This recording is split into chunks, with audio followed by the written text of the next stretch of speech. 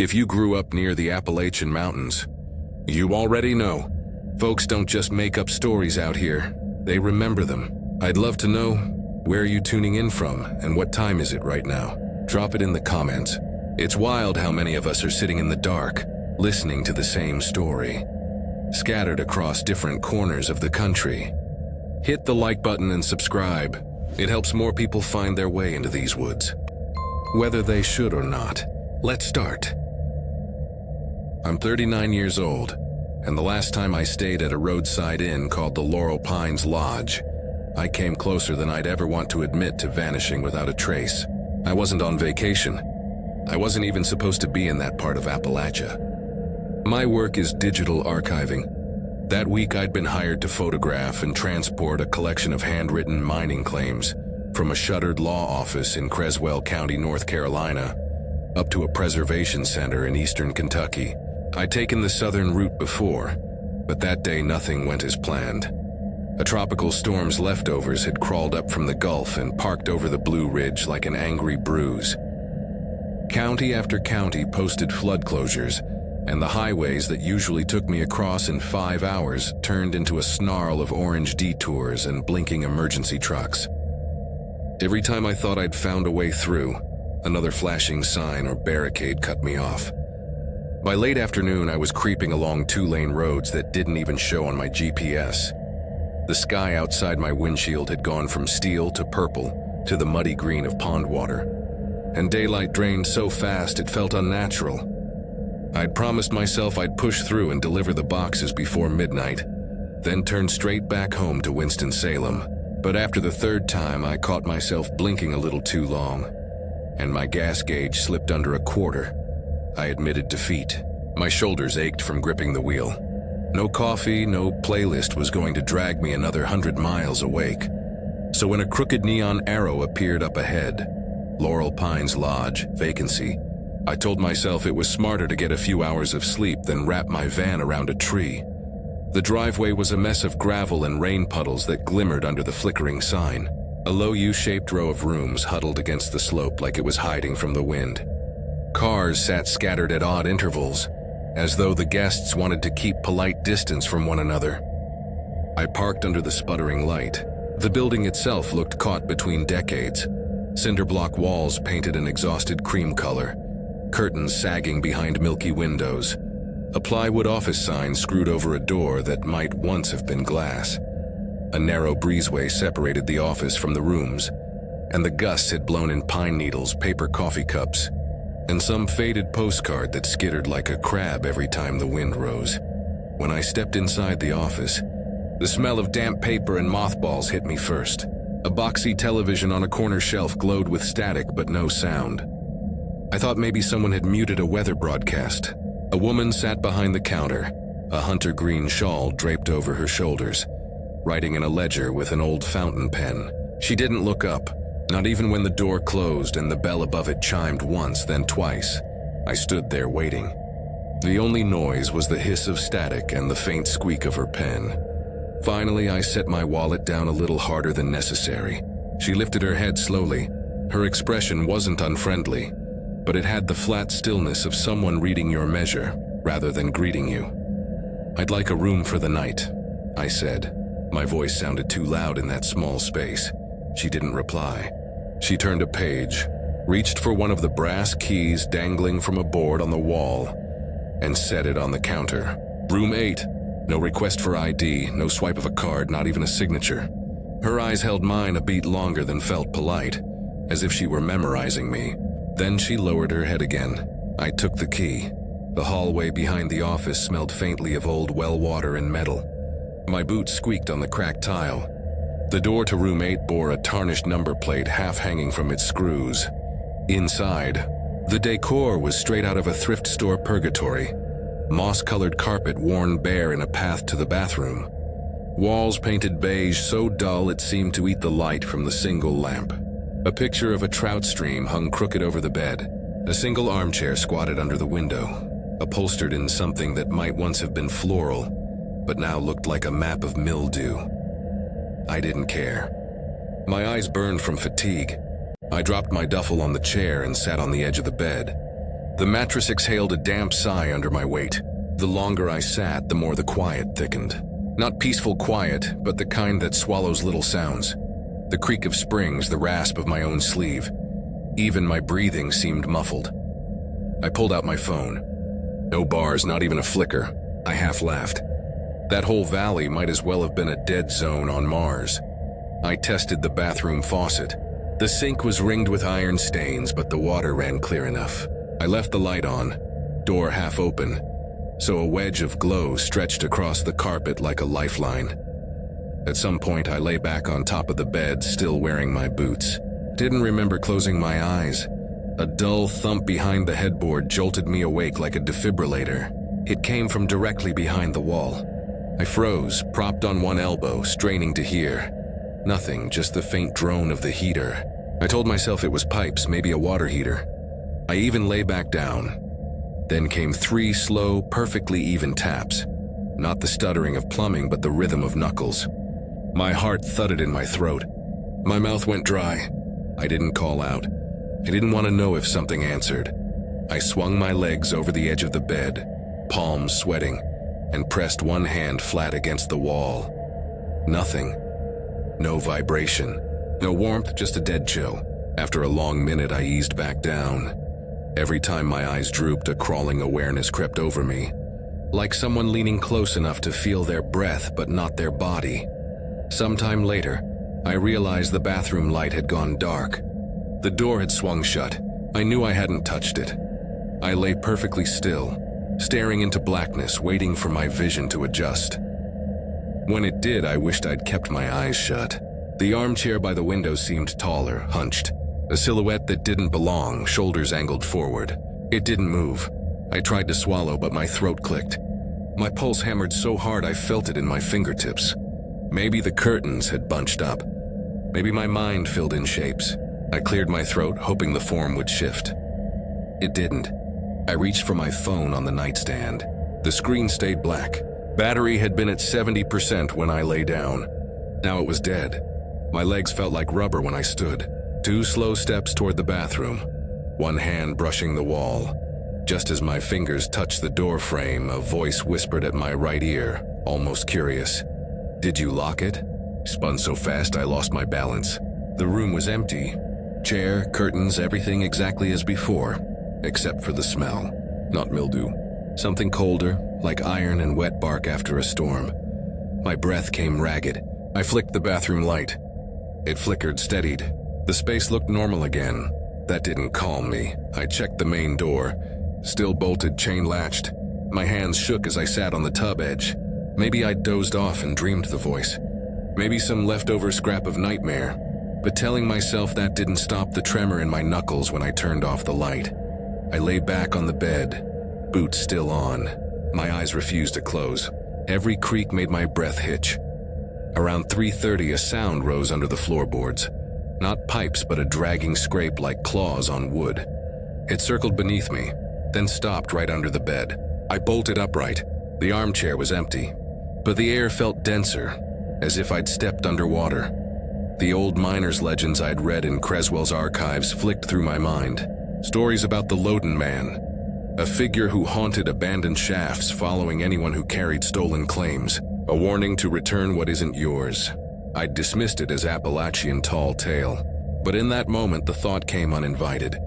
The documents in my van had been disputed for decades.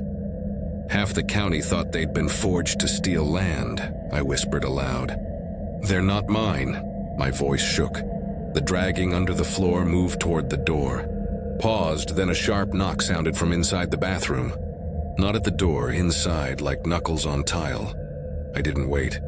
I jammed my gear into the duffel, checked the lock twice, and stepped outside into rain so cold it burned my lungs. The parking lot looked emptier than before. Cars gone, curtains drawn. Only the neon sign sputtered, its arrow flicking between pink and white. As I passed room 7, I noticed its door cracked a few inches. I knew I should keep walking. Instead, I leaned just enough to glance inside. No bed, no furniture, bare concrete floor, raw insulation gaping between studs like a mouth. A single mining helmet sat in the center of the room, light still glowing though no one wore it. I backed away, eyes locked on that door until I reached my van. The office was dark, the counter empty. I rang the bell once, nothing. Pressed it again, harder. No answer. The TV still spitting static, same as when I'd arrived. I set the brass key on the counter and walked out without a word. When I started the van, my headlights swept across the office window. For 1 second, the woman in the green shawl stood behind the glass staring at me, expression unchanged. She didn't open the door. She didn't blink. I pulled onto the road, telling myself I wouldn't feel safe until I put 100 miles between me and that place. 10 minutes later, the trees along the roadside grew thin. I glanced in my mirror. The neon sign burned bright as a welder's torch, so bright it lit the pines in skeletal white. Then my dashboard flickered. The van's engine hiccuped once, twice. The boxes of claims in the back shifted with a thud. My phone, still dead, lit for a heartbeat and displayed a single line of text. Return what isn't yours. Then it went black again. I drove until sunrise without stopping. When I finally dared to pull over at a gas station miles away, I opened the cargo hatch. The boxes of documents were gone. Only the smell of wet iron lingered. Even now, 2 years later, I won't take that route again. The archive swears they never received the claims, and the law office swears they sent them. But sometimes late at night, my phone vibrates once, no notification showing. When I answer, all I hear is a faint hiss like static from a dead TV in a mountain lodge that shouldn't still be standing. I'm 44 now, and I still can't bring myself to talk about what happened the fall I rented that cabin on the edge of the Unaka Range, near the Tennessee-North Carolina border. The only reason I ended up there was because a friend of a friend, Caleb the caretaker, insisted it was the perfect hideaway. He made it sound like a retreat from the world, the kind of place people wrote novels in, with birdsong instead of traffic noise and the promise of complete solitude. I wanted to believe him. After the year I'd been through, the pitch had a magnetic pull. My teaching contract had collapsed when the college cut my department. My mother's illness ended in hospice that spring. Then, before summer was over, the partner I'd shared a house with for 9 years left me for someone he claimed he just clicked with. By October, I couldn't stand the idea of another week in my rented duplex with the leaky faucet and the empty second bedroom. When Caleb said, "Go up there, clear your head, figure out your next step," I said yes. The drive itself was brutal. The map he texted me made it look like a straight shot, but the mountain roads twisted back on themselves like a nest of snakes. Every switchback convinced me I'd already passed that same oak or that same washed-out sign 2 miles back. My phone gave up service long before I reached the turnoff, the last bar vanishing like someone had erased me from the grid.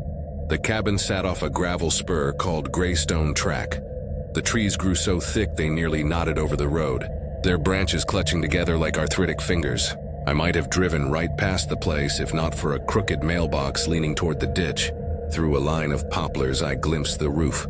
Up close, it looked less like a cozy retreat and more like something the forest had half swallowed. The porch sagged, one rail barely clinging to the posts, shingles curled like dried leaves. I killed the engine and sat there for a moment listening. Not even crickets, just the steady hiss of the wind moving through the canopy. It wasn't the peaceful quiet I'd pictured. It was a heavy quiet, one that pressed down until you felt guilty for disturbing it.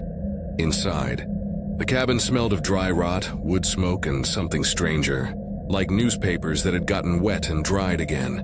The main room was simple. Rocking chair, a wood stove crouched like a sentinel in the corner, a low counter in the kitchen lined with mismatched mugs. One mug, a pale green enamel one, sat perfectly centered and upside down, as if someone had deliberately placed it that way. The counter around it was spotless, which didn't match the cobwebbed corners and dust-thick beams overhead. I nudged the mug with one finger. It didn't budge. Something about that precision unsettled me more than the warped floorboards or the single dim light bulb over the sink. There was a ladder to a loft. Up top, just a mattress and a square window facing the tree line.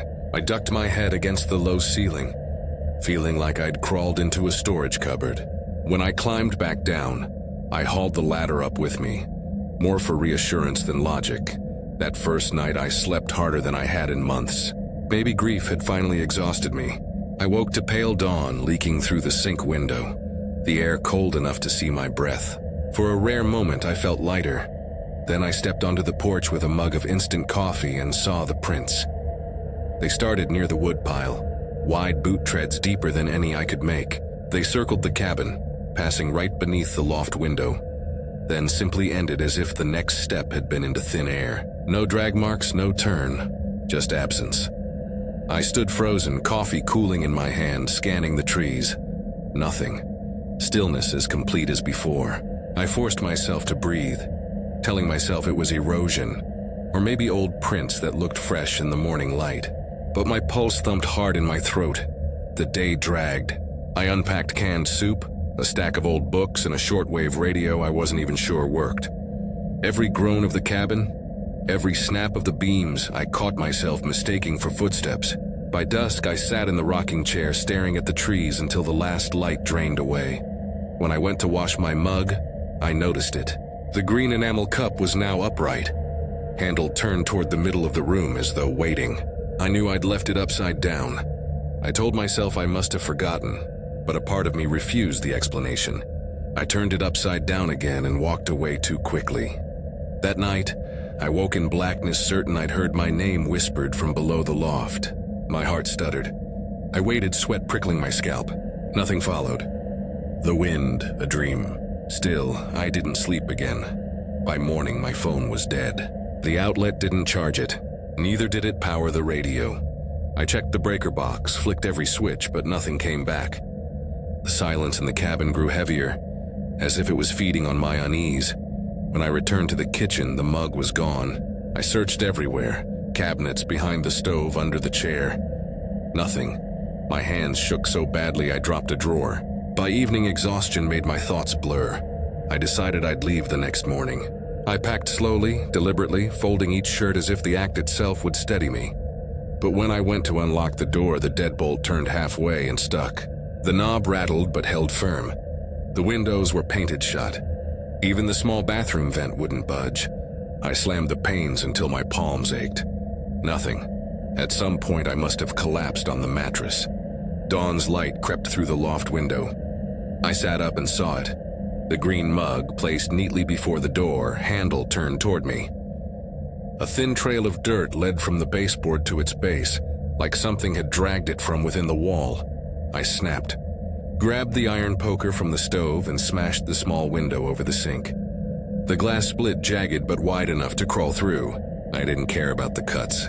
I bolted to the car, threw myself behind the wheel, and drove the winding road until the cabin vanished behind me. I didn't breathe easily until I hit the highway, but 10 miles out, something strange happened. My phone, still dead, lit up just once on the passenger seat. A single notification scrolled across the blank screen before vanishing. "You forgot the cup." I pulled over, hands gripping the wheel until my knuckles ached. But when I tried to power the phone again, it was lifeless. I haven't gone back. Caleb swears the cabin's been empty for years, that no one leaves anything inside. But sometimes when I'm making tea at home, I find the mugs in my cupboard turned upside down, lined up too neatly, as if they've been waiting for me to notice. I was 31 when it happened, though sometimes it feels like it belonged to another life entirely. The date was October 6th, a Tuesday night that should have been unremarkable. It ended up marking the last time I ever checked into one of those roadside lodges you only stop at when fatigue forces your hand. Back then, I was working as an independent assessor for a land management company based out of Knoxville. They'd send me to dig through courthouse basements and surveyors' shacks in the forgotten stretches of the southern Appalachians, counties so poor the records hadn't been touched since Eisenhower was in office. Most trips blurred together, just a haze of back roads, mildew-stained ledgers, and the smell of gasoline lingering on my hands. But that week had gone wrong from the start. A mudslide on Highway 64 closed my planned route, leaving me at the mercy of winding county roads that weren't even drawn properly on my maps. My phone lost service less than an hour after I turned off the main drag. I was left with a glove compartment atlas so faded it looked like it had been photocopied one too many times.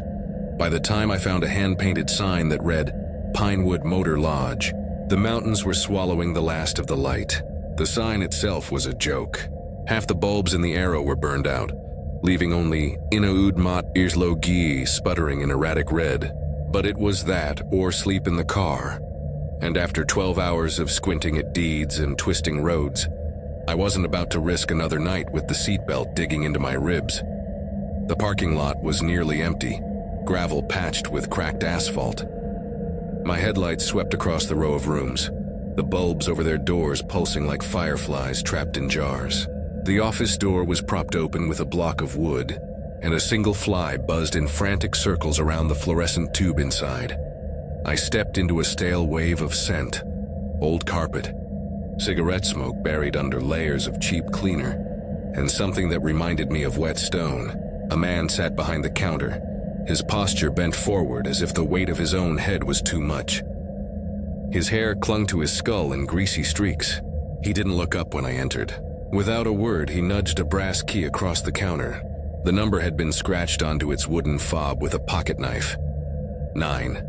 I opened my mouth to ask about the rate, or whether there was a working ice machine, but the sound dried in my throat.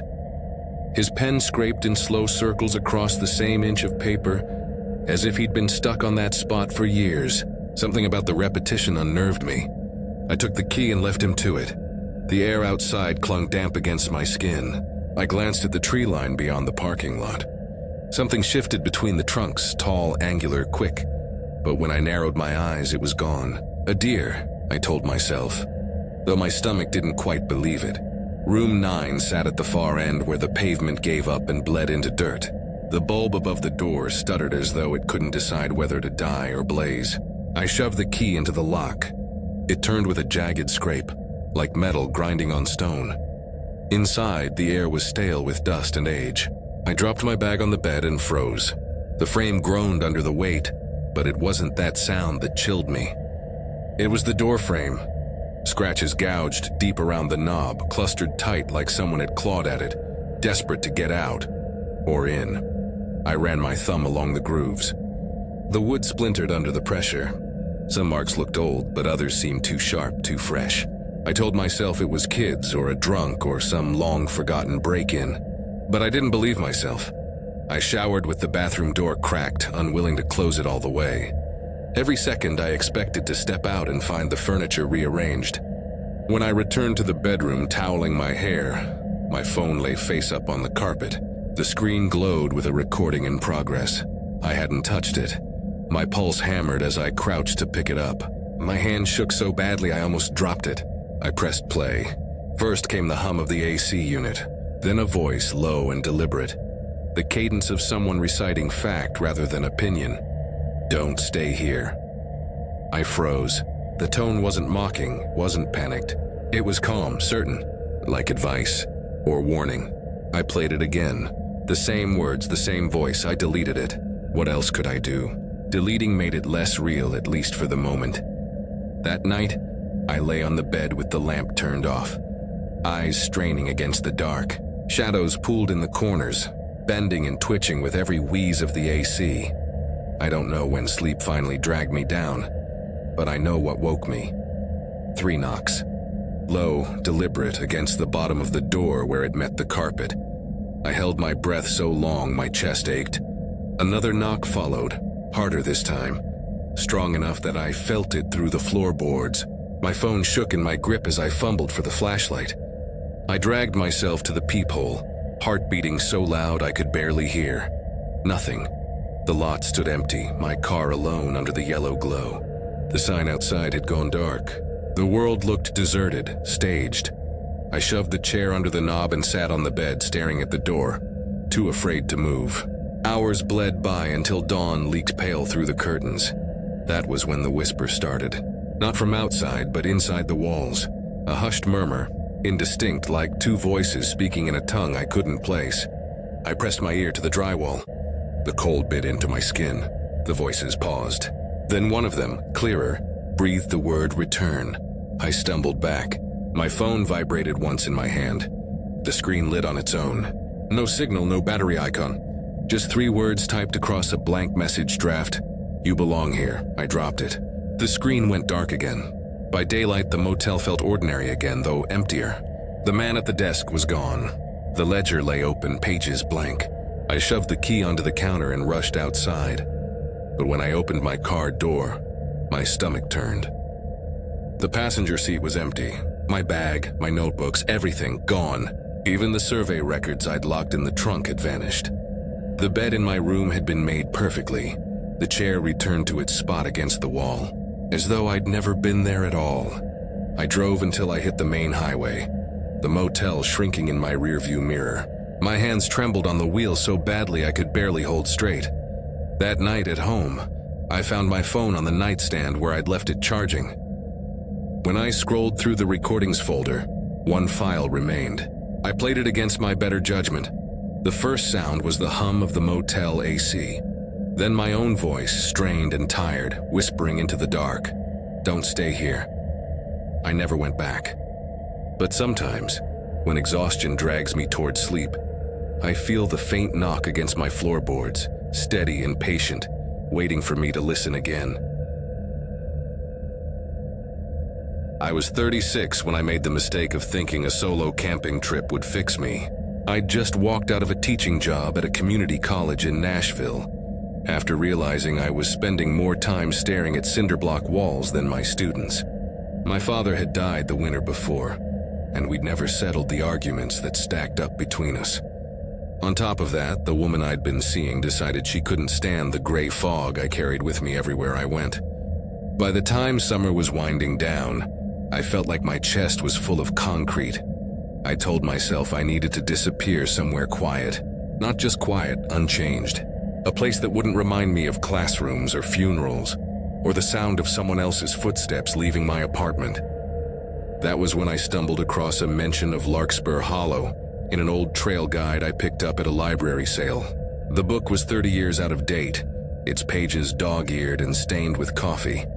But in one chapter, it mentioned a lost trail in the Clinch Mountains, a section where the Civilian Conservation Corps had cut paths in the 1930s before letting the forest reclaim them. It sounded exactly like what I thought I needed. No marked campsites, no weekend families hauling coolers. Just a thin scar of trail winding through woods that hadn't been marketed to tourists in decades. The parking area was barely a turnout. Just a rectangle of dirt choked with weeds and a rotting post that once held a sign. Whatever name had been carved into it was gone, eaten away by rain and sun. Mine was the only car.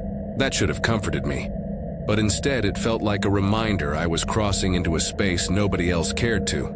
The trail was little more than a crease in the soil, the kind of track deer might wear into the earth. Branches sagged low enough to rake against my shoulders as I walked. The air had that sweet rot smell of late summer, thick with damp leaves and mushrooms. By the second mile, my legs burned and sweat trickled down my spine. But it was the first time in months my mind wasn't gnawing at itself. By late afternoon, I found a clearing maybe 20 yards across, ringed by tulip poplars. Their bark was so pale it glowed against the darker woods. I set my pack down near the edge where a sliver of sky showed through. I thought if I could see the stars when I fell asleep, maybe I'd feel less like I was being buried alive. Dinner was a pouch of beans I barely managed to choke down. I read a few pages of a battered paperback until the words swam. Around 9, I crawled into my tent and zipped the flap. The night pressed in heavy, full of small noises. Twigs snapping, leaves shifting under the weight of something unseen. Every time I closed my eyes, I thought I felt a presence in that clearing, circling just beyond where I could see. At dawn, I sat up, mouth dry, unsure for a second where I even was. Relief washed over me as memory clicked into place. I reached for my boots. I'd left them inside the tent, toes against the wall. My hand came up empty. I frowned, feeling around the floor. Nothing. When I unzipped the flap, there they were, stacked neatly outside, heels lined perfectly, like someone had set them down with care. The ground told no story. No footprints, no paw marks, only the shallow dents I'd made the evening before.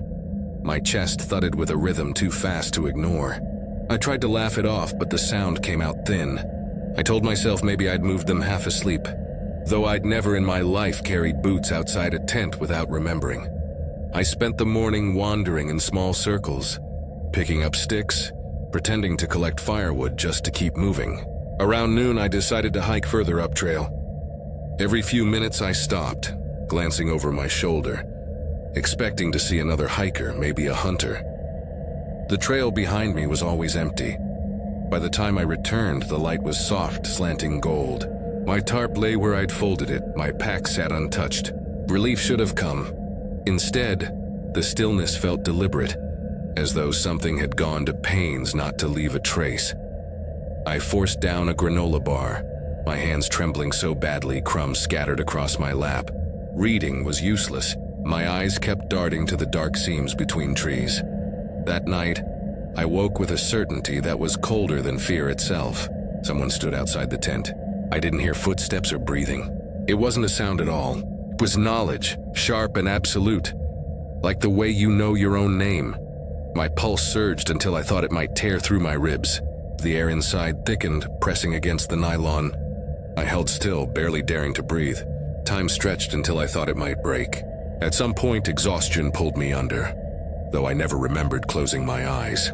When morning came, I unzipped the flap, half expecting to see nothing but normalcy. For a moment, that's all there was. Dirt, leaves, the fading ash of the fire. But behind the tent, I found a mark, a single groove etched into the soil, 20 feet long, straight as a plumb line, as though someone had dragged a stick, slow and deliberate. It ended beneath a drift of leaves without so much as a scuff to either side. I didn't bother with breakfast. My fingers felt wooden, clumsy. I packed in silence, every sound.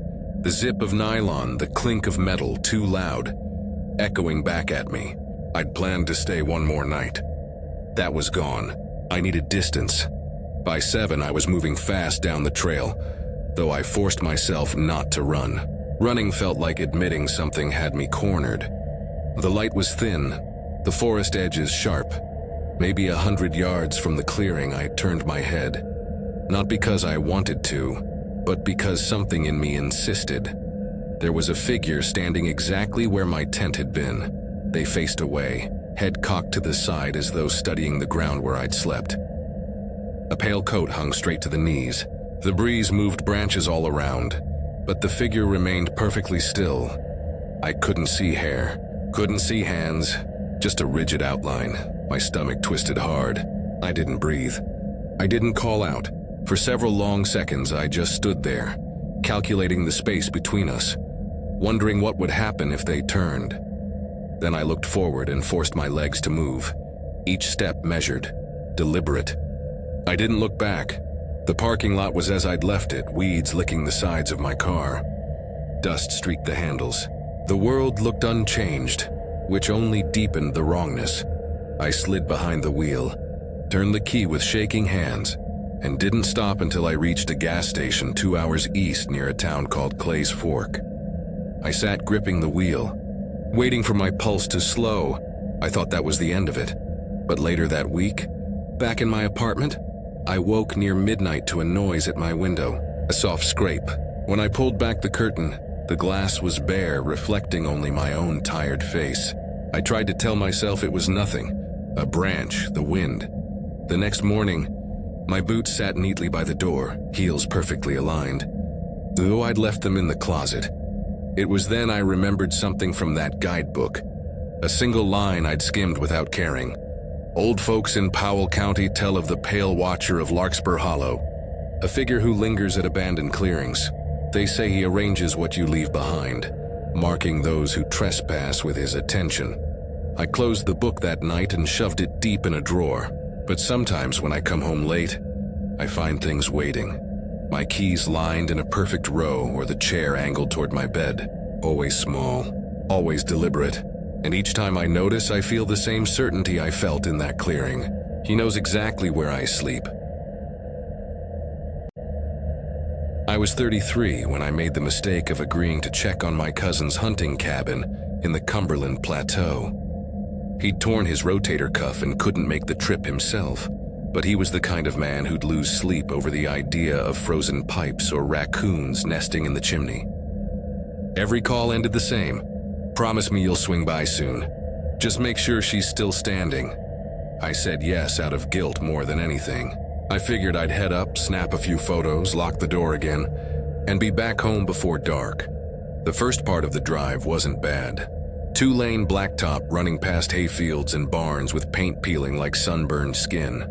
But about 20 minutes past Crossville, the road shrank to gravel. My tires rattled across ruts deep enough to swallow a hubcap, and the trees leaned so close, their branches whispered across the roof. It felt less like a road and more like a tunnel carved into the hills. By the time the cabin came into view, I already regretted being alone. It perched at the edge of a ridge, tin roof sagging under decades of storms, clapboard walls bowed inward as if the forest had been trying to crush it back into the soil. A bundle of split logs slouched by the porch, gray with rot. A weathered horseshoe hung crooked over the doorframe. What stopped me was the wind chime. My cousin had strung it up years ago, thin pieces of tin cut into crosses tied with fishing line. It should have been jangling like mad in the breeze funneling up the ridge. Instead, it hung dead still, not even twitching. I told myself I was tired and jumpy. That was true enough. But when I slid the key out from under the loose porch step and let myself in, the cold inside wasn't just temperature. It was the kind of chill that sinks into your teeth. My breath puffed white in the gloom. The smell hit next, old wood swollen with damp, ashes that hadn't been shoveled from the stove in years, and something faintly sour, like cloth that had been left too long in a flooded basement. I flipped the kitchen light. It flickered and held, painting the room a weak yellow. I set my bag on the counter, the thump echoing too loud in the silence, and started the routine. Checked the sink, pipes dry, no stains under the cupboards. The back bedroom smelled like cedar and dust. Nothing wrong, nothing out of place. I should have been relieved. Instead, every step made me feel like I was being measured. I told myself I'd make one last check, the crawl space. My cousin always worried about it, said if water ever pooled there, it would rot the supports in no time. I circled to the back of the house where the hatch sat half buried under leaves. The ground around it looked disturbed, as though something had clawed at it. Too wide for a dog, too deliberate for erosion. I nudged the soil back with my boot, but the churned look lingered in my head. When I rounded to the porch again, I stopped dead. The front door was open, not a crack. A full foot. I knew I'd closed it. I remembered the key turning. But there it was, yawning wide, the dim kitchen light pulsing like a heartbeat. I told myself maybe the latch had slipped, old wood swelling in the cold. But my chest hammered in a way no logic could fix. I eased forward, pushed the door wider with my elbow. My bag was still on the counter, but next to it sat something I hadn't left there, a strip of fabric. Not modern cloth, but something coarse, woven, blue so faded it was almost gray. White symbols marked it in crooked rows, simple shapes, spirals, and crosses, hand-painted in flaking dye. I didn't touch it. My fingers curled into my palm. The house hummed with stillness. Then from the hallway beyond the kitchen, a voice spoke. "You came sooner than I thought." A woman's voice. Calm, almost warm, as though she'd been expecting company. Every muscle in me locked. My cousin had told me the cabin hadn't seen a visitor since hunting season last fall. "You said sundown," the voice continued. That was all. Nothing else. I couldn't move for a long moment. My keys cut crescents into my palm. Finally, I turned and stepped back onto the porch, not daring to breathe. That was when the wind chime stirred. For the first time since I arrived, the tin crosses clattered together in a thin metallic rattle, like laughter. Halfway to my truck, I froze. My bag was still on the counter, my phone inside it. For a heartbeat, I considered going back. Then my eyes flicked to the strip of cloth. Something deep in me knew if I crossed that threshold again, I wouldn't leave. I climbed into the cab with shaking hands, fumbling the key twice before the engine caught. As I backed out, the headlights swept the porch. For a split second, I thought I saw a figure standing in the doorway. A tall shape, shoulders too narrow, head tilted as though listening. Then the light swung away. The drive down the ridge stretched twice as long as the climb. Every curve in the road, I imagined a face flickering between the trees. I didn't breathe normally until I hit pavement again. I pulled into a gas station outside Jamestown, sat there gripping the wheel, telling myself over and over that I was fine. that it was just exhaustion and imagination. But when I reached for my phone to call my cousin, I froze. The bag I'd left behind was sitting on the passenger seat. Zipper closed, untouched. For a long time, I couldn't make myself open it. When I finally did, my phone was inside, battery drained to 0. Folded on top of it was the strip of blue cloth, the white symbols glowing faintly in the dark. That night, I dreamed of the crawl space. Something moving in the soil, a woman's voice whispering beneath the beams. "You came early." I woke with my chest heavy and the taste of dirt on my tongue. The strip of cloth lay on my nightstand where I hadn't left it. And sometimes, late at night, when the wind rises against the apartment windows, I hear the faint rattle of tin crosses, though I never hung a wind chime here. I was 35 the autumn I agreed to watch over a property in the Allegheny Highlands, not far from the Virginia-West Virginia line. The favor was for Clara, my old college roommate. Her father had been rushed into surgery 2 states over, and she didn't trust the old place to sit empty. She told me I'd just need to feed the half-wild dogs that hung around the barn, check the taps so the pipes didn't freeze, and maybe stack a few packages inside if the postal carrier left anything on the porch. I didn't even hesitate when she asked. I'd been spinning my wheels in Roanoke, grading papers for adjunct pay and avoiding calls from my brother about selling our parents' house. A long weekend in the mountains sounded like a reprieve. The drive up felt endless. Past the last gas station, the blacktop dissolved into gravel that climbed switchbacks so tight, I could see my own headlights winding below me. Every curve pressed me closer to a wall of trees, their branches hooked overhead like ribs. I rolled down the window once to breathe in the pine, but the smell was drowned out by the bite of something sour, like wet limestone. When the farmhouse finally appeared, it looked exactly as I remembered from the single visit I'd made years before. Long porch sagging in the middle, white paint weathered to gray, a wind vane shrieking faintly as it spun. The yard was littered with dead leaves that clung damp to my boots. A cluster of outbuildings tilted nearby, the barn, a shed half buried in weeds, and the old smokehouse with a roof that had caved in decades back. Inside, the air was stagnant, heavy with dust and the faint tang of varnish. Clara's father had been a man who hoarded lumber and tools, and the room still bore his clutter. Boxes stacked against walls, coils of rope, jars of bent nails. I dropped my bag in the guest room upstairs, the one with slanted ceilings so low I had to duck. The quilt smelled faintly of cedar. For a moment I felt comforted by the stillness. The illusion broke during my walk around the property that evening. The fence along the back pasture was collapsed in 2 places. The boards weren't just rotten, they looked bowed outward, as though something on the inside had pushed until they snapped. When I checked the shed, the latch came free too easily, and the inside of the door was scarred with cracks splintering outward. It was the kind of damage you expect if something had tried to break out. I told myself not to read into it. Wind-wrought raccoons. Still, by the time I re-entered the house, I was locking doors twice. The first night passed without incident, just the creak of beams contracting in the cold, and the dogs baying once at something unseen in the woods before falling silent. It was the morning that unsettled me. I opened the front door to find the stack of letters I'd tucked beneath a chipped mug scattered across the porch. The mug itself sat several feet away, perfectly upside down, as if placed with intent. One envelope had been slid open clean along the top. I stared at Clara's name written in blue ink. My skin prickled. I closed the flap and carried the stack inside. I told myself I'd imagined the tear, that it had been like that when I arrived, but the hollow feeling in my gut said otherwise. The barn was worse. The first evening I latched it myself. In the morning it stood wide open, the old metal hook dangling loose. My heart stuttered as I walked across the frosted grass. Inside, dust lay smooth across the hay. No prints, no paw marks, no disturbance at all. The dogs slunk around the yard but wouldn't follow me into the barn. By the third night, my nerves were fraying. I set my phone in the kitchen window, propped on a stack of recipe books, and let it record the yard. I told myself I needed proof that nothing was happening, that I wasn't unraveling. Around 3 in the morning, I woke with a start. Not from a sound, but from the silence.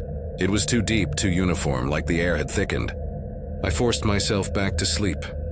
At dawn, the dogs whined at the back door. When I remembered the recording, I nearly tripped running to retrieve it. The first few hours were uneventful.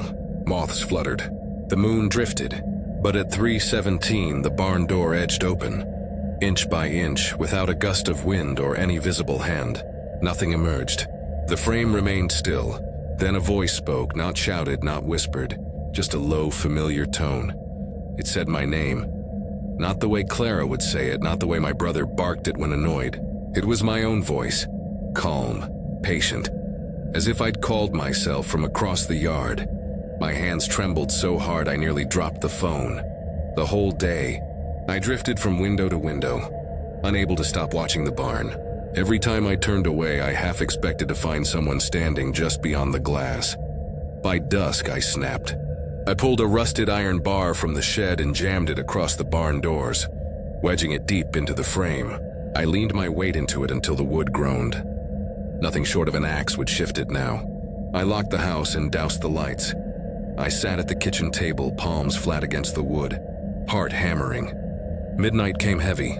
That was when the house seemed to brace itself, as if the walls had drawn a breath. The sound started upstairs, not settling beams, not rodents' footsteps, deliberate, pacing the length of the guest room above me. Boards creaked in slow rhythm, moving from corner to corner, then stopping directly above the kitchen door. My throat went dry. No one had climbed the stairs. I'd have heard. Then the voice came again. "You can come up now." It was mine. My own cadence, spoken with perfect calm. I didn't move. I sat there until dawn painted the sky gray. When the first light touched the porch, I stood, carried my suitcase downstairs, and walked to the door. I didn't check the guest room. I didn't collect the mug from the porch or the letters from the counter.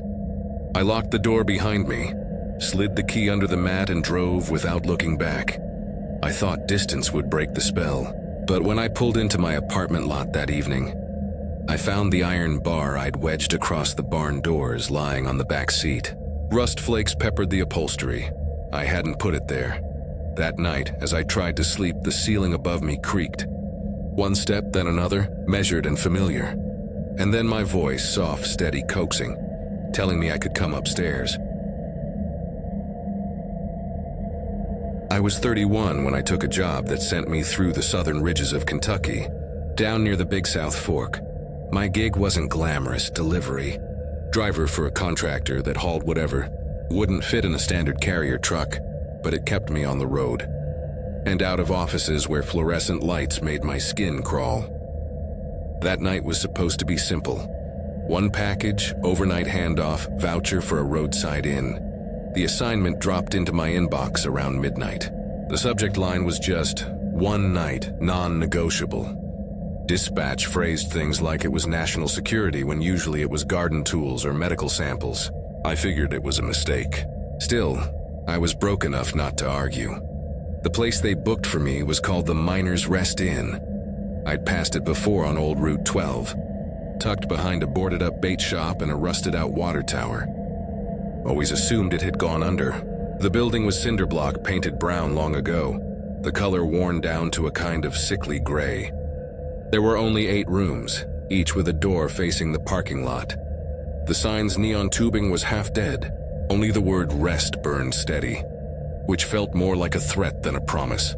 The drive out started quiet, just long stretches of trees and the occasional faded billboard for Dollywood. Once I cut onto the back roads, my GPS lost its mind. First it spun me in circles, then it froze completely, insisting I was still parked at a rest stop 2 counties back. The deeper I drove, the more it felt like the road didn't want me to leave. Every turn looked like one I'd already taken. By the time I rolled into the gravel lot, it was after 1 in the morning. The air reeked of iron, like the smell that lingers after you cut your hand. The single floodlight over the lot buzzed and popped, painting the row of doors in a jaundiced yellow. Only room 5 had a light on. Inside the office, no clerk waited. The counter was empty except for a bell that didn't ring when I pressed it. A single envelope sat in the center, my name written in block letters. Taped to the front was a brass key so tarnished it looked black. No greeting, no receipt, not even a welcome. For a minute I considered sleeping in the van, but through the blinds of room 5 I saw a steady glow. Not the blue flicker of a TV, just a flat yellow lamp left burning. It looked too deliberate, like bait. Still, fatigue won. I carried my bag to the door, slid the key into the lock and pushed it open. The television blasted to life the instant I stepped across the threshold. Not static, something worse. A distorted hum, low and grinding, like machinery buried underground. It made my chest ache. The remote sat neatly in the middle of the bed, pointed at me. I pressed every button. Nothing changed. Finally, I yanked the cord from the wall. The sound cut off mid-thrum, but the silence that followed felt alive, as if something had only gone still because I was watching. The room had the air of being scrubbed quickly and abandoned. Carpet worn to threads in a trail between the door and the bed. Wallpaper bubbled from damp. In the bathroom, the mirror warped my reflection so badly my face looked melted. A streak of black dragged across the tiles, vanishing into the bathtub drain as though something heavy had been hauled there long ago. I perched on the edge of the bed, debating whether to call dispatch and claim a flat tire. That was when I heard it, a scrape against the wall. Not loud, just a slow shift, like someone was pressing their palm along the other side of the sheetrock. I froze. Then the phone rang. It was one of those rotary buzzers, the kind you don't hear anymore. No caller ID. No reason for anyone to know I was there. Against my better judgment, I answered. Mr. Collins. A man's voice, flat as stone, using my last name. Yes? My throat was dry. Do you require more towels? I said no. He didn't reply. No click of a hang-up, no static. Just silence so heavy I could hear my pulse in my ears. Finally, I set the receiver down, my hand trembling.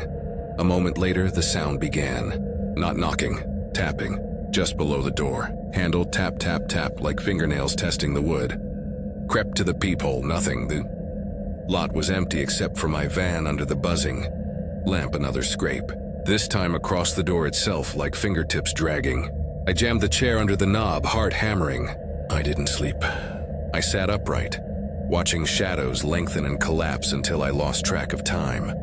Around 3:01, the television flickered back on, even though the plug dangled loose. The screen showed a gray blur, not quite static, more like a film reel playing on endless loop. Shapes shifted faintly in the fuzz. A figure standing in the center of the frame. Not me, not human either. Its proportions were wrong, arms bending too long, head tilted too far. I didn't turn around. I couldn't. I grabbed my bag and bolted. The hall outside was empty. I kept my eyes fixed on the exit. As I passed room 6, I noticed its door cracked open. Inside, just visible through the gap, was a bare foot, pale, motionless, not attached to a body. I fled to the van, locked the doors, and started the engine. The air outside felt denser, almost wet. The trees along the lot seemed closer, leaning inward as if listening. I didn't breathe until I hit the main road. I promised myself I'd never take that route again. But the story didn't end there. 3 nights later, I was back on the road near Harlan County. Dispatch routed me along a detour. I told myself it was coincidence when the signs pointed toward Route 12 again. My stomach knotted as I drove past the turnoff. The lot where the Miners' Rest sat should have been on my right. It wasn't there. The bait shop still slumped. The water tower still rusted. But the motel was gone. Just a patch of gravel, weeds growing through. I pulled over, shaking. In the rearview mirror, headlights appeared. A blue van, same make and year as mine, rolled up behind. I couldn't see the driver. When I pulled back onto the road, it followed for 6 miles. Then, without signaling, it turned down the missing motel's drive and vanished. Now, every time I'm on a night run through those mountains, I check my mirrors too often. Sometimes I swear I see the van tailing me again, just long enough to raise the hair on my arms before it disappears. The old-timers around there have a name for it. Lantern men. Not quite ghosts, not quite living. Figures that mimic you, lure you into places that don't exist by day, then wait to see if you'll leave a piece of yourself behind. They say if you ever see your own shape on a screen where it doesn't belong, it means they've already chosen you. I try not to think about the television, about the figure that wasn't mine, and I haven't stayed in a roadside inn since. I was 36 when I finally agreed to check on my aunt's place in the eastern Kentucky hills. Aunt Ruth had lived there for nearly a decade, tucked into the slope above Laurel Fork Hollow, and after her surgery she insisted someone keep an eye on it. She'd asked me 3 times on the phone, embarrassed each time as if she hated needing the help. I said yes because I owed her more than excuses, and because I thought a weekend in the woods might help me quiet my head after a few messy months of divorce papers and nights of sleeping badly on a friend's couch. It was late afternoon when I steered off the paved highway onto a road that narrowed to gravel, then dirt. My tires kicked up dust that drifted into the trees like smoke. The ridge rose ahead in a series of jagged humps, the kind of hills that folded in on themselves until you lost your sense of direction. Even the GPS gave up a mile back, frozen in place like it refused to follow me further. The last stretch felt more like a tunnel than a road. Pines crowded close, their tops clawing at the sky, their trunks leaning just enough to make me think of ribs closing over something that wanted to stay buried. The house was still the same weather-worn 2-story I remembered.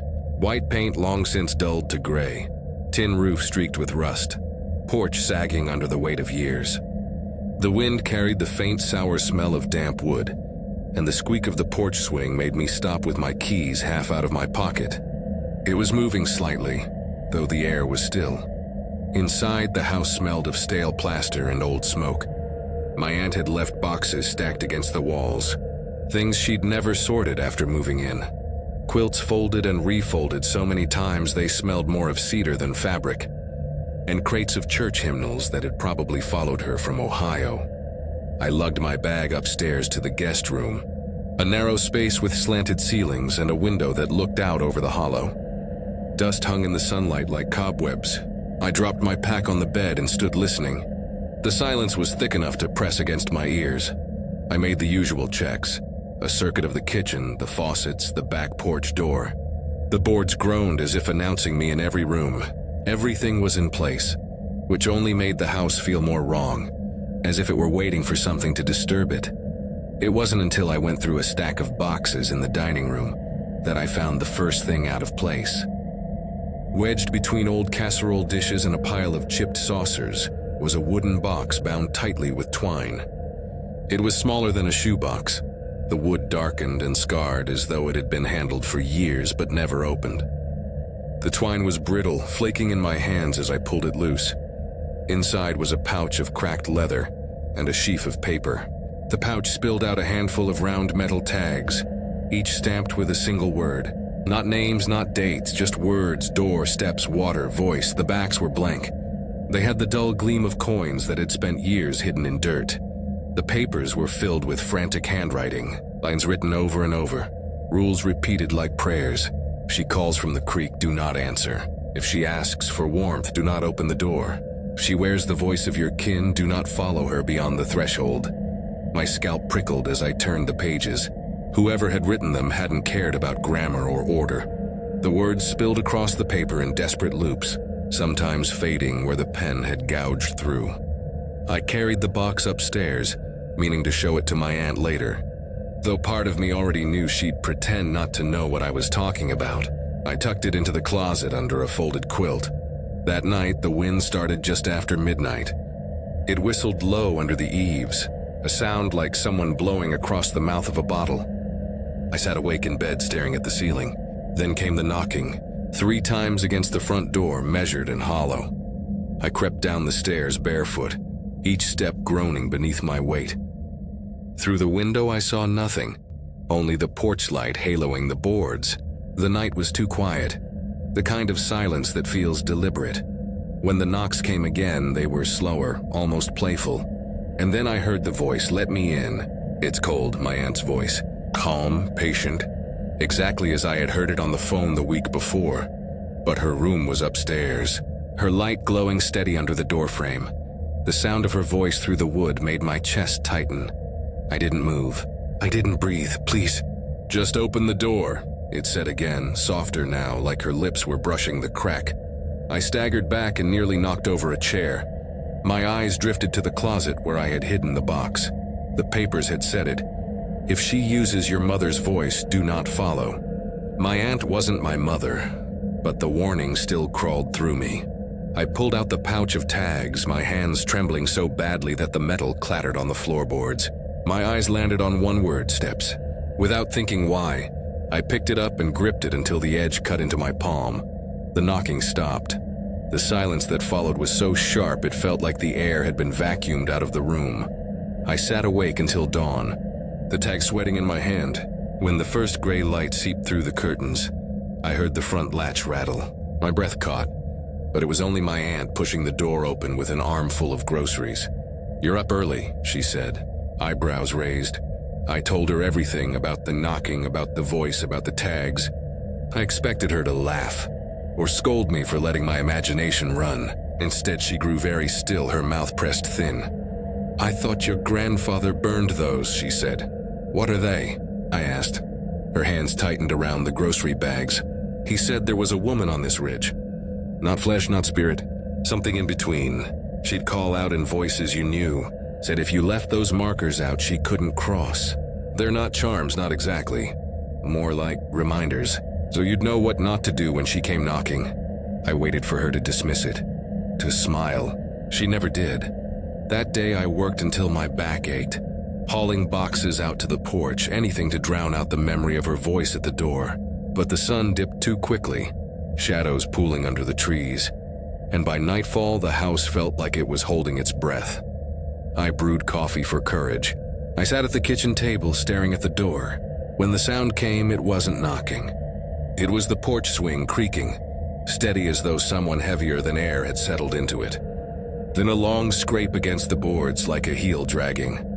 I whispered to myself that it was wind, that it was nothing. Then she spoke again. This time it wasn't my aunt's voice. It was my own. "You should come outside now." My throat closed up. I pressed the tag to my chest so hard it left a dent in my skin. The swing went still. By morning, my aunt told me we had to set the box outside. She took the pouch, the papers, every piece of it, and set it on the porch step as though feeding something that might punish us if we didn't. "Don't bring it back in," she said, her tone leaving no room for argument. I stayed one more night but didn't sleep. The sound of footsteps circled the house, sometimes light, sometimes heavy, always pausing at the door before drifting away. When dawn came, I packed without speaking. My aunt sat by the window with her coffee, watching the trees with a look that told me she'd lived with this longer than she'd ever admitted. She didn't try to stop me from leaving. I drove down the ridge, gravel spraying under my tires, and didn't look back. But a mile down, at the last curve before the road opened onto the highway, I glanced into the mirror. On the back seat of my car lay one of the tags. The word stamped deep into the metal was voice, and I never remembered carrying it with me. I was 30 when I decided I couldn't take another month of clocking into a job I hated, sitting in a windowless IT office in Lexington, while my life shrank into spreadsheets and vending machine lunches. A week earlier, I'd gotten an email saying the company would be restructuring. I knew what that meant. I was about to be cut loose and nobody had even bothered to look me in the eye. So I packed a borrowed backpack, bought a second-hand pair of boots, and told myself a week alone in the Cumberland foothills would clear my head and maybe give me the spine to figure out what came next. The plan was simple. Park at the trailhead by Wolfpine Gap. Hike 3 days out, 3 days back. I'd read about it in a hiker's forum. Long stretches without crowds, no official campsites, no cell coverage. That last part had sounded like a perk at the time. By the third afternoon, the novelty of silence had worn thin. The forest didn't sound peaceful anymore. It sounded empty, like even the birds had abandoned the place. My phone had been useless since noon on the first day, its signal bars vanishing just as I'd rounded a ridge that seemed to block everything behind me. I told myself that was fine. That was the point. No one could find me. No one could bother me. But the truth was, it had started to gnaw at me that if anything happened, if I twisted an ankle or worse, I'd be alone. I'd been following the ridgeline for hours when the ground sloped gently downward, tricking me into thinking the trail would level out around the next bend. It never did. My shoulders ached from the pack, and every step made the frame creak like it was reminding me of my bad choices. To distract myself, I counted 100, 200, then promised water at 500. It was a stupid little system, but it gave me something besides the sense that the trees were pressing tighter with every mile. Somewhere near what I guessed was the 2-mile mark, I spotted it, a shred of fabric hanging from a branch overhead. At first I thought it was one of those makeshift trail markers. Ribbon hikers sometimes tie off to reassure themselves they're on the right path. But as I drew closer, I saw it wasn't ribbon at all. It was a strip of pale cotton, torn ragged at the edges, like it had been ripped from a dress. Too clean to be old, too high to have just blown there by chance. I stopped and glanced around. The trail behind me was still visible. Ahead, the woods leaned in so close they almost touched. "Anybody out here?" I called, and the sound of my own voice unsettled me more than the silence. Came back warped, muffled, like the forest swallowed it whole. I should have kept moving. Instead, I stepped off the path. Maybe I thought I'd find a makeshift camp, or a sign that someone else had come through recently. Anything to prove I wasn't alone. The undergrowth resisted, saplings snagging my sleeves, briars scratching my skin. Every so often, another strip of fabric appeared ahead, snagged on a root or wedged into bark, like someone had left a breadcrumb trail into the trees. I didn't question why I kept following. When I finally paused to breathe, the trail had disappeared behind me. The forest pressed close on all sides. My chest tightened with the realization that I had no sense of direction. I reached for my belt where I kept a hatchet, thinking I'd mark a tree, just in case I needed to backtrack. That was when I heard it. "Keep going." A whisper so dry and close it might have been inside my ear. I froze, hand half raised. My skin prickled, my throat locking shut. I turned slowly, scanning the trees. Nothing moved. The branches overhead were still as glass. The rational part of me scrambled for explanations. The wind maybe, or nerves. But it hadn't felt like either. It felt directed, like someone had spoken right into me. I forced myself forward. My boots sank into moss, soft and wet enough to suck at the soles. The ground dipped into a gully, choked with ferns and fallen limbs. More strips of fabric trailed along the rocks, some bright, others darkened at the edges like they'd been dipped in something. "Keep going," the voice came again, sharper this time. Behind me, I spun, heart battering against my ribs. The woods were empty. The air itself felt crowded, though, thick with a tension I couldn't see. I scrambled upslope, pushing hard until my lungs burned. Just as I thought I'd collapse, I broke into a clearing. At its center was a tent, a dome of nylon, bright red and blue, so new-looking it clashed with the decay around it.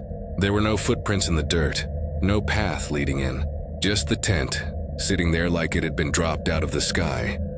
I circled once, listening. No breathing, no shift of fabric. "Hello?" I called, my voice cracked. "Anyone in there?" Nothing. The zipper was closed, but when I looked closer, I saw a gap near the bottom. I crouched, hesitated, then tugged it open with one finger. Inside was nothing. Not gear, not bedding, not even ground. Just blackness. Black so dense it looked bottomless. Something shifted deep inside, a shape darker than the dark around it. Then the voice. "Keep going." This time it was my voice. Perfectly matched, perfectly calm. I staggered back, nearly tripping over a root. My pulse roared in my ears. I ran, branches clawed at my arms, tearing fabric, leaving welts. My pack slammed against my shoulders. I didn't care. Every time I glanced back, I half expected that tent to be sliding between the trees, its flap gaping wider. When I burst through the undergrowth, I didn't realize at first that I'd found the trail again. My mind was still locked on the feeling of being pursued. Then I saw the orange blaze painted on a tree and almost wept with relief. I kept running until I stumbled onto a service road, gravel crunching underfoot. That night, I camped right there by the signpost, too shaken to risk another step into the forest. I didn't sleep. Every time I closed my eyes, I saw the tent flap drifting open. At dawn, I pushed myself onward, legs aching, nerves shot. The sun was high by the time I reached the trailhead where my car waited. The sight of it felt unreal, like I'd been gone longer than 3 days. I told myself not to look back, not even once. But as I slid into the driver's seat, I saw something in the rearview mirror. Hanging from the back of my pack was a strip of pale fabric, torn and fluttering in the breeze. I hadn't put it there, and in the quiet hum of the morning, I heard my own voice, faint and patient, whisper from nowhere, "You should come back."